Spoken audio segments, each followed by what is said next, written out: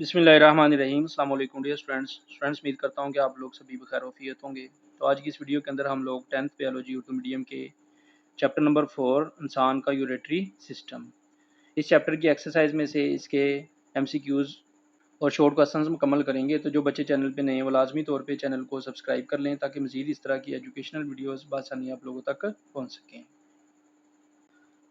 तो यहाँ पे स्टूडेंट्स हम लोग चैप्टर नंबर 4 की एक्सरसाइज में से पहले इसके एमसीक्यूज़ मुकम्मल करेंगे और उसके बाद इसके शॉर्ट क्वेश्चंस। तो नंबर 1 एमसीक्यूज़ है, जिस्म के फ्लूइड्स में पानी की मकदार को कंट्रोल करना क्या कहलाता है?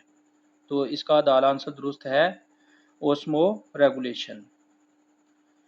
नंबर 2 नेफ्रॉन की प्रैक्सिमल बालदार नाली में क्या होता है? तो इसका बे आंसर दुरुस्त है पानी और न्यूट्रिएंट्स दोबारा जज़ब होते हैं। नंबर 3 कौन सी साख खून को फिल्टर करके पेशाब बनाने की जिम्मेदार है? तो इसका अल्फ आंसर दुरुस्त है नेफ्रॉन। नंबर 4 नेफ्रॉन में कौन सी साख खून को फिल्टर करने की जिम्मेदार है? तो स्टूडेंट्स इसका बे आंसर दुरुस्त है ग्लूमेरुलस। नेफ्रॉन में न्यूट्रिएंट्स का वापसी इंतजाब कहाँ होता है? तो इसका स्टूडेंट्स बे आंसर दुरुस्त है प्रैक्सिमल बालदार नाली में। नंबर 6 नेफ्रॉन के अंदर कौन से अमल में खून से नेफ्रॉन में मादों की एक्टिव ट्रांसपोर्ट होती है? तो स्टूडेंट्स इसका जी आंसर दुरुस्त है सेक्रेशन। नंबर 7 नेफ्रॉन के बोमेन कैप्सूल में दाखिल होने वाले फिल्ट्रेट में क्या नहीं होता? तो स्टूडेंट्स इसका जी आंसर दुरुस्त है ब्लड सेल्स। नंबर 8 कौन से तरीकाकार में जिस्म से बाहर खून को फिल्टर करने के लिए मशीन इस्तेमाल की जाती है? तो स्टूडेंट इसका बे आंसर दुरुस्त है हेमोडायलिसिस में। नंबर 9 हेमोडायलिसिस का बुनियादी मकसद क्या है? तो इसका जी आंसर दुरुस्त है खून से बेकार मादों को फिल्टर करना। नंबर 10 पेरिटोनियल डायलिसिस में कौन सी साख फिल्टर मेम्ब्रेन का काम करती है? तो स्टूडेंट इसका जी आंसर दुरुस्त है पेरिटोनियल मेम्ब्रेन। तो इसके बाद स्टूडेंट्स हम लोग इसके मुख्तसर सवाल जो हैं ये मुकम्मल करेंगे। नंबर 1 मुख्तसर सवाल है, इंसान के यूरेटरी सिस्टम के अहम हिस्सों के नाम बताएं। इसका आंसर पेज नंबर 39 पर दिया गया है। तो स्टूडेंट शॉर्ट क्वेश्चन नंबर 1 का आंसर आप लोग पेज नंबर 39 से यहाँ से शुरू करेंगे।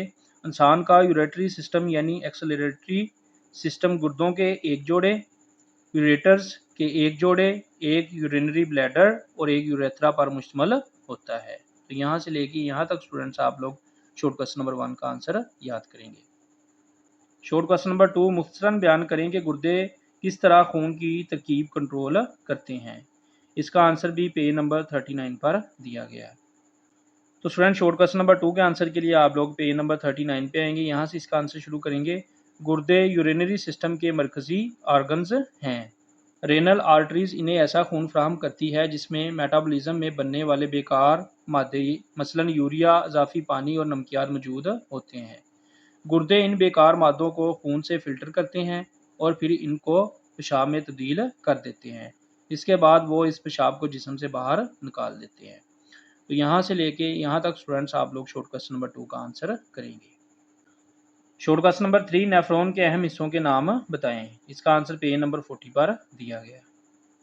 तो स्टूडेंट शॉर्ट क्वेश्चन नंबर 3 का आंसर आप लोग पेज नंबर 40 से यहाँ से शुरू करेंगे। एक नेफ्रॉन के दो बड़े हिस्से हैं यानी रेनल कार्पसल और रेनल ट्यूब्यूल। तो यहाँ से लेके यहाँ तक शॉर्ट क्वेश्चन नंबर 3।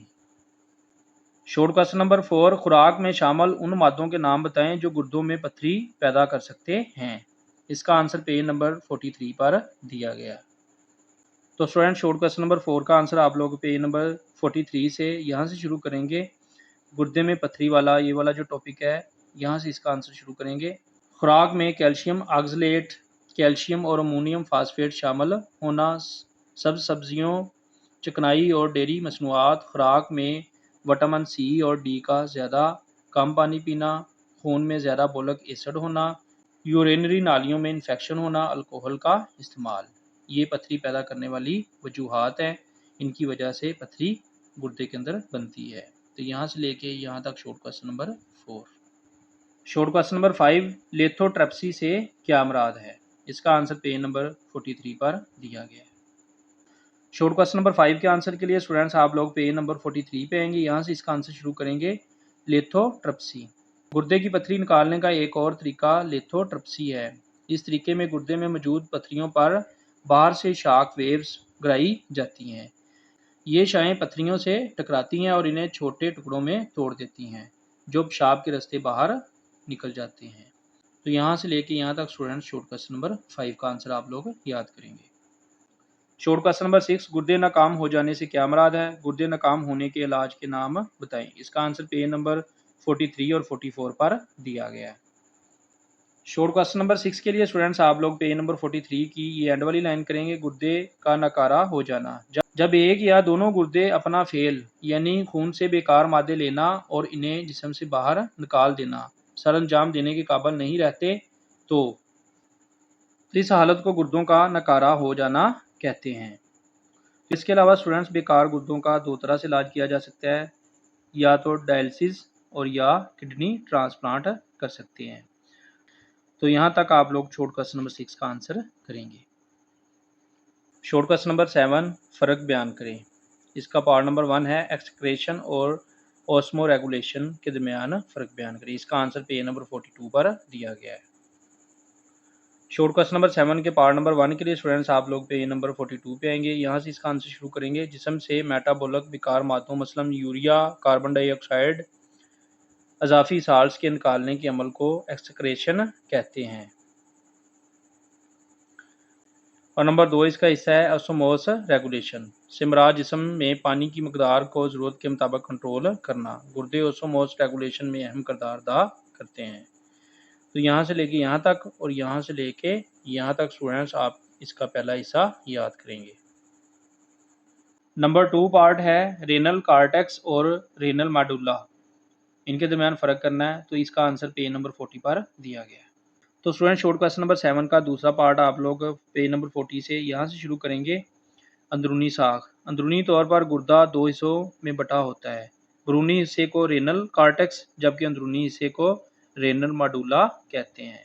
गुर्दे का जो बैरूनी हिस्सा होता है इसको रेनल कार्टेक्स कहते हैं और जो अंदरूनी हिस्सा होता है इसको रेनल मेडुला कहते हैं।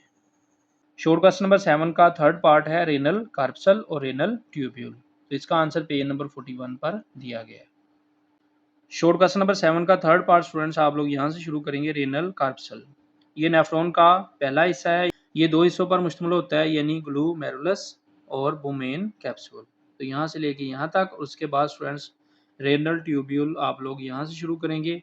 ये एक लंबी नाली है जो बुमेन कैप्सूल के साथ लगी होती है। इसके 3 हिस्से होते हैं। पहला हिस्सा बालदार है, इसे प्रॉक्सिमल बालदार नाली कहते हैं। दरमियानी हिस्सा एक यू शक्ल की नाली है और इसे लूप ऑफ हेनले कहते हैं। आखिरी हिस्सा फिर बालदार है, इसे डिसल बालदार नाली कहते हैं। तो यहाँ तक स्टूडेंट्स आप इसको याद करेंगे। यहाँ तक भी कर सकते हैं, अगर यहाँ तक कर लें तो ज़्यादा बेहतर है। शॉर्ट क्वेश्चन नंबर 7 का पार्ट नंबर 4 है प्रेशर फिल्ट्रेशन और ट्यूबुलर सेक्रेशन के दरमियान फ़र्क बयान करें। तो इसका आंसर पेज नंबर 41 और 42 पर दिया गया है। तो स्टूडेंट शॉर्ट क्वेश्चन नंबर 7 का पार्ट नंबर 4 आप लोग यहाँ से शुरू करेंगे। जब खून ग्लूमेरुलस में पहुँचता है तो ब्लड प्रेशर बहुत ज़्यादा होता है। इस ज़्यादा प्रेशर की वजह से बहुत से मादे पानी, नमकियात, ग्लूकोज और यूरिया वगैरह ग्लूमेरुलस से बाहर आ जाते हैं। ये सारा मवाद बुमेन कैप्सूल में चला जाता है। इस मरहले को प्रेशर फिल्ट्रेशन कहते हैं। तो यहाँ से लेके यहाँ तक इसका आंसर करेंगे और इसके बाद स्टूडेंट्स आप लोग यहाँ से इसका आंसर करेंगे ट्यूब्यूलर सेक्रेशन। जब ग्लूमेरुलस के फिल्ट्रेट से मुफीद मादे वापस खून में जज़ब किए जा रहे होते हैं, इसी दौरान खून में रह जाने वाले कुछ बेकार मादों को ब्लड कैपिलरीज से रेनल ट्यूब्यूल में सीक्रेट किया जाता है। ये अमल एक्टिव ट्रांसपोर्ट से किया जाता है और इसे ट्यूब्यूलर सेक्रेशन कहते हैं। तो यहाँ तक स्टूडेंट्स आप लोग इसका आंसर याद करेंगे। शॉर्ट क्वेश्चन नंबर 7 का पार्ट नंबर 5 हेमोडायलिसिस और पेरिटोनियल डायलिसिस, इसका आंसर पेज नंबर 44 पर दिया गया है। तो स्टूडेंट शॉर्ट क्वेश्चन नंबर 7 का पार्ट नंबर 5 आप लोग यहाँ से शुरू करेंगे। हेमोडायलिसिस, इस तरीका में मरीज़ का खून एक मशीन यानी डायलाइज़र में से गुजारा जाता है। डायलाइज़र के अंदर लंबी नालियाँ होती हैं। खून इन नालियों के अंदर से गुजरता है। जबकि डायलिसिस फ्लूइड इन नालियों के गिर्द बहता है। फालतू पानी और बेकार मादे खून से निकलकर डायलिसिस फ्लूइड में आ जाते हैं। साफ हो चुके खून को दोबारा जिस्म में दाखिल कर दिया जाता है। तो यहाँ से लेके यहाँ तक स्टूडेंट्स हेमोडायलिसिस इस टॉपिक को करेंगे आप लोग। इसके बाद स्टूडेंट्स इसका दूसरा हिस्सा आप लोग यहाँ से शुरू करेंगे, पेरिटोनियल डायलिसिस।